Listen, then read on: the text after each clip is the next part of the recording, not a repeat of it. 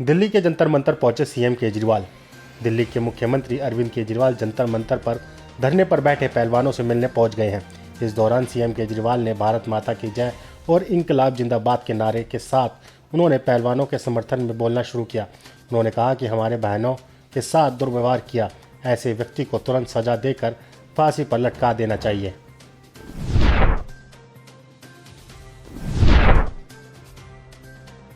Coaching संचालक प्रेमी ने छात्रा के साथ किया दुष्कर्म।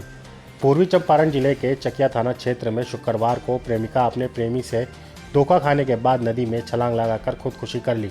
ग्रामीणों के अनुसार चकिया के बड़ा पुल के नज़दीक प्रेमिका अपने प्रेमी को बुलाई। दोनों के बीच बातचीत हुई। इसके बाद प्रेमिका ने नदी में छलांग लगा दी। यह देख प्रेमी भाग गया। इसके बाद स्थानीय लोगों ने इसकी सूचना पुलिस को दी। घटना के बाद मौके पर एसडीआरएफ की टीम पहुंची। एसडीआरएफ की टीम तलाशी में जुटी हुई थी।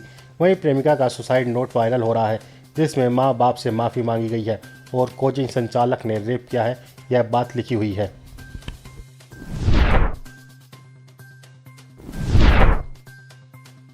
बीजेपी पर नीतीश ने साधा निशाना। बिहार के सीएम नीतीश कुमार शनिवार को पटना में महादानवीर भामाशाह की जयंती समारोह में शिरकत करने पहुंचे थे। इस मौके पर नीतीश कुमार के साथ डिप्टी सीएम तेजस्वी यादव भी मौजूद थे। इस मौके पर विजय कुमार चौधरी, समीर महासेठ समेत कई अन्य मंत्री भी मौजूद थे। सासाराम दंगे में बीजेपी के पूर्व विधायक की गिरफ्तारी पर मुख्यमंत्री ने कहा कि हमने पहले ही कहा था कि जो लोग दोषी होंगे, चाहे वह किसी भी दल के नेता हों, उसे बख्शा नहीं जाएगा।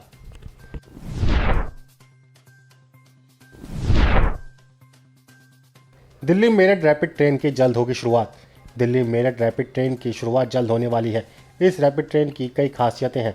मीडिया रिपोर्ट्स की माने तो स्टेशन को मोर पंखों के रंगों की तरह सजाया गया है। राष्ट्रीय राजधानी दिल्ली और मेरठ के बीच चलने वाली रैपिड ट्रेन की शुरुआत जल्द ही होने वाली है। मीडिया रिपोर्ट्स की माने तो इसके परिचालन जल्द ही शुरू होने वाला है। इसके रूट के 5 स्टेशन परिचालन के लिए पूरी तरह तैयार हो गए हैं। ये साहिबाबाद से दुहाई तक प्राथमिक खंड के हिस्से हैं। इन स्टेशनों की सजावट का विशेष ध्यान दिया गया है। इनको आकर्षक बनाने के लिए मोरपंख के तरह रंगों का इस्तेमाल हुआ है।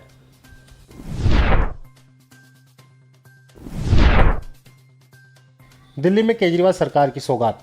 दिल्ली की स्वास्थ्य व्यवस्था को बेहतर करने के लिए स्वास्थ्य मंत्रालय और अधिकारियों की ओर से लगातार प्रयास किया जा रहे हैं। दिल्ली स्वास्थ्य मंत्रालय के करीबी अधिकारियों की ओर से इस बात का भी दावा किया जा रहा है कि अगले 3 महीने के अंदर दिल्ली में 200 से अधिक मोहल्ला क्लिनिक मिलने वाले हैं। मोहल्ला क्लिनिक दिल्ली वालों को मिलने वाली वह चिकित्सा सुविधा है जो लोगों के घरों के पास निःशुल्क इलाज प्रदान करती है।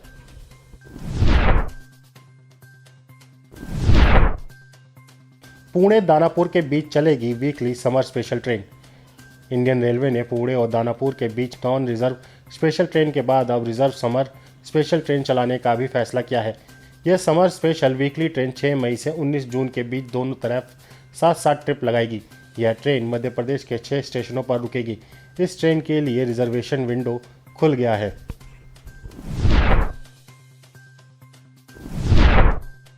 कांग्रेस नेता संजय सिंह वर्मा का बीजेपी पर हमला। संजय सिंह वर्मा ने कहा कि बीजेपी के नेताओं को अनुसूचित जाति वर्ग का व्यक्ति सहन नहीं हो रहा है। उन्होंने कहा कि बाबा साहेब के विचारों को बीजेपी, नरेंद्र मोदी और अमित शाह खंड खंड करना चाहते हैं। कांग्रेस के राष्ट्रीय अध्यक्ष मल्लिकार्जुन खड़गे के खिलाफ भारतीय जनता पार्टी के नेता इसलिए अपमानजनक बयान देते रहे हैं क्योंकि वह अनुसूचित जाति वर्ग से कांग्रेस के अध्यक्ष बने हैं। इस तरह से भारतीय जनता पार्टी के नेता अनुसूचित जाति वर्ग का अपमान कर रही है।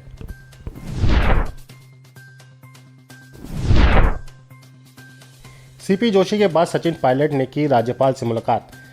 चुनाव सिर पर आते ही राजस्थान में मुलाकातों का दौर शुरू हो गया है। 2 दिन पहले विधानसभा अध्यक्ष डॉक्टर सीपी जोशी ने राज्यपाल कलराज मिश्र से मुलाकात की है। वहीं आज पूर्व डिप्टी सीएम सचिन पायलट ने भी सीपी जोशी से मुलाकात की है। इन मुलाकातों के बाद अटकलों का बाजार गर्म हो गया है। तो क्या ये किसी बड़े सियासी उलटफेर के संकेत हैं? हालांकि अभी इसकी कोई पुख्ता जानकारी नहीं मिली है, लेकिन कहा जा रहा है कि जल्द ही राजस्थान में बड़ा उलटफेर देखने को मिल सकता है।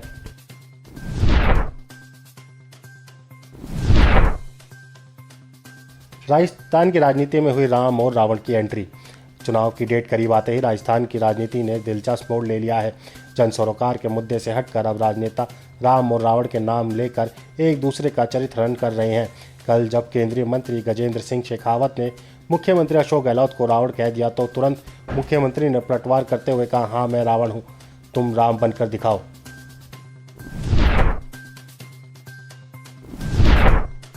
बम्बैया गैंग के निशाने पर पंजाबी सिंगर शेरीमान। पंजाब से लगातार पंजाबी सिंगरों को धमकी देने के मामले सामने आ रहे हैं। सिद्धू मूसेवाला की हत्या के बाद से ये मामले लगातार बढ़ते जा रहे हैं। पहले पंजाबी सिंगर बब्बू मान और मनकीरत औलाक को धमकी दी गई थी। अब पंजाबी सिंगर करण औजला और शेरीमान को धमकी दी गई है। बम्बैया गैंग से संबंध रखने वाले जस्सा ग्रुप ने फेसबुक पर इन दोनों सिंगरों को धमकी देते हुए लिखा है कि करण औजला और शेरीमान जितने चाहे सफाई देते रहे, जितनी मर्जी लॉरेंस गैंग के साथ नाचो, लेकिन तुम्हारा हिसाब जरूर करेंगे।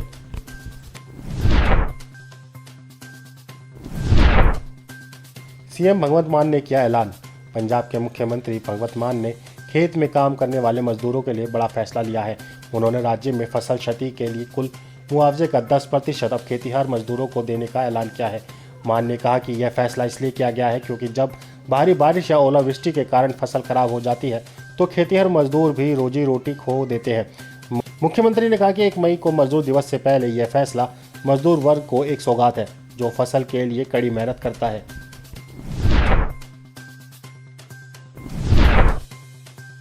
प्रदेश के 4 खिलाड़ी भूटान में दिखाएंगे अपना जौहर। छत्तीसगढ़ में घोर नक्सल प्रभावित और सबसे पिछड़ा हुआ क्षेत्र कहे जाने वाले अबूझमाड़ के छात्रों ने अपने खेल की प्रतिभा से एक बार फिर छत्तीसगढ़ का नाम रोशन किया है। अबूझमाड़ के 3 अंडर-16 आदिवासी छात्रों का चयन वर्ल्ड मल्लखंड चैंपियनशिप में हुआ है। ये तीनों 9 से 12 मई तक भूटान में आयोजित होने वाले वर्ल्ड मल्लखंब चैंपियनशिप में हिस्सा लेंगे। वहीं पूरे छत्तीसगढ़ से केवल 4 छात्रों का चयन इस वर्ल्ड मल्लखंब चैंपियनशिप के लिए हुआ है।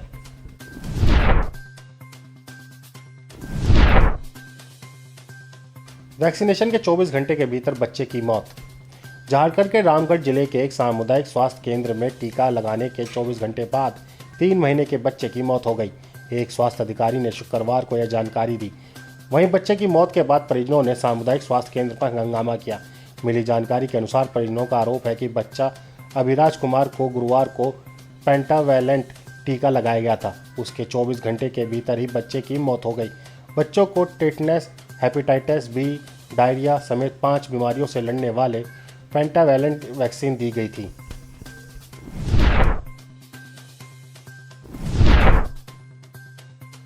जम्मू कश्मीर के राजौरी में खाई में गिरी सेना की एम्बुलेंस। जम्मू कश्मीर के राजौरी में शनिवार को एक बड़ा हादसा हो गया, जहां सेना की एक एम्बुलेंस के सड़क से फिसलकर खाई में गिर जाने से सेना के 2 जवानों की कथित तौर पर मौत हो गई। घटना के जानकार सैन्य अधिकारियों ने बताया कि यह हादसा नियंत्रण रेखा के पास डूडली गाला के पास हुआ। एम्बुलेंस के ड्राइवर ने एक कठिन मोड़ पर गाड़ी से अपना नियंत्रण खो दिया और एम्बुलेंस खाई में जा गिरी। उन्होंने बताया कि इस हादसे में एम्बुलेंस के ड्राइवर और एक जवान की मौत हो गई। बाद में बचाव कर्मियों ने उनके शवों को खाई से निकाला।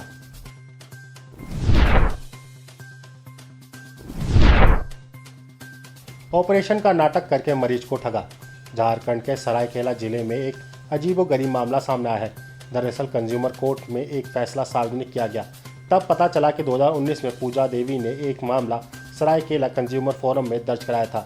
इसमें जिले के एक नामचीन अस्पताल शिव नर्सिंग होम में पथरी का इलाज कराने के लिए पूजा देवी डॉक्टर विवेक चंद्र से मिली। इसके बाद डॉक्टर विवेक ने पूजा देवी का पथरी का ऑपरेशन किया, लेकिन महीने भर बाद भी दर्द में कमी नहीं हुई। जब महिला टाटा मुख्य अस्पताल गई और इलाज कराया तो पता चला कि इससे पहले उनका ऑपरेशन हुआ ही नहीं था। इसके बाद पीड़िता ने पूरा मामला कोर्ट को बताया।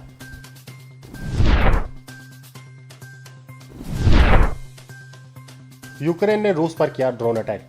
रूस यूक्रेन में जारी जंग के बीच क्रीमिया के तेल भंडार पर ड्रोन टकराने से भीषण आग लग गई है। मीडिया रिपोर्ट्स के अनुसार यूक्रेन ने क्रीमिया के तेल भंडार पर बड़ा ड्रोन अटैक किया है। मीडिया रिपोर्ट्स के अनुसार शनिवार को क्रीमिया के एक ईंधन डिपो पर आग लग गई। आग 11,000 वर्ग मीटर के दायरे में फैल गई, जिसका वीडियो सोशल मीडिया पर वायरल हो रहा है। इस वजह से क्रीमिया में दहशत का माहौल बन गया है। आग लगने की वजह ड्रोन हमले को बताया गया है। भीषण आगजनी को देखते हुए शहर के गवर्नर को जनता से अपील करनी पड़ी।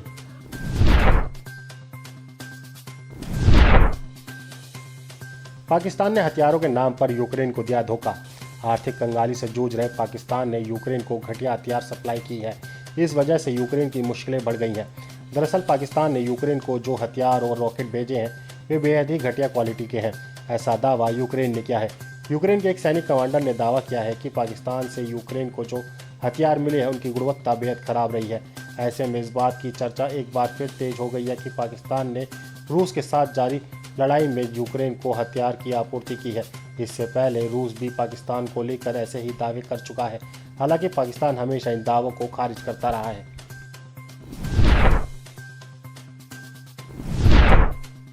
भारतीय छात्रों को मिलेगी 3 सालों तक स्कॉलरशिप। यूनाइटेड किंगडम के इंपीरियल कॉलेज ने मास्टर्स करने वाले भारतीय छात्रों के लिए नए स्कॉलरशिप प्रोग्राम की घोषणा की है। कॉलेज ने जानकारी दी कि स्कॉलरशिप प्रोग्राम का नाम फ्यूचर लीडर स्कॉलरशिप रखा गया है। इस प्रोग्राम के तहत कॉलेज अगले 3 सालों में 30 छात्रों को स्कॉलरशिप देगी। इसमें आधी स्कॉलरशिप महिला स्कॉलर्स के लिए रिजर्व होगी। यूनाइटेड किंगडम ने यह घोषणा तब की जब वहां केंद्रीय विज्ञान और प्रौद्योगिकी मंत्री जितेंद्र सिंह रिसर्चरों से मिलने इंपीरियल कॉलेज पहुंचे थे। उन्होंने इस दौरान भारत और यूक्रेन के बीच रिश्तों को और ज़्यादा मजबूत करने के लिए कॉलेज का दौरा किया।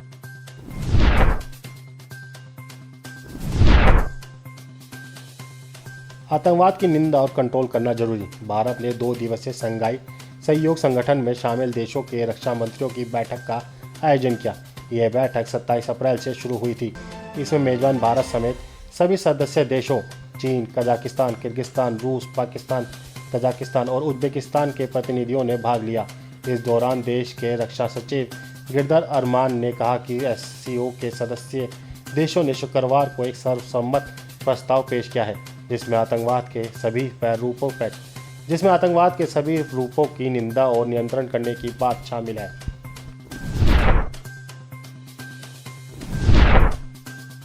बेनजीर भुट्टो की भतीजी फातिमा ने की शादी।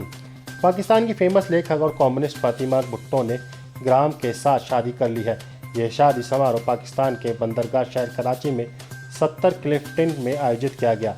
फातिमा भुट्टो पाकिस्तान के पूर्व राष्ट्रपति जुल्फिकार अली भुट्टो की पोती हैं। वहीं देश के विदेश मंत्री और रिश्ते में भाई लगे बिलावल भुट्टो समारोह से नदारद रहे। आप इस खबर के बारे में क्या सोचते हैं, हमें कमेंट सेक्शन में बताएं। साथ ही ब्रह्मास्त्र न्यूज को सब्सक्राइब और शेयर भी जरूर करें।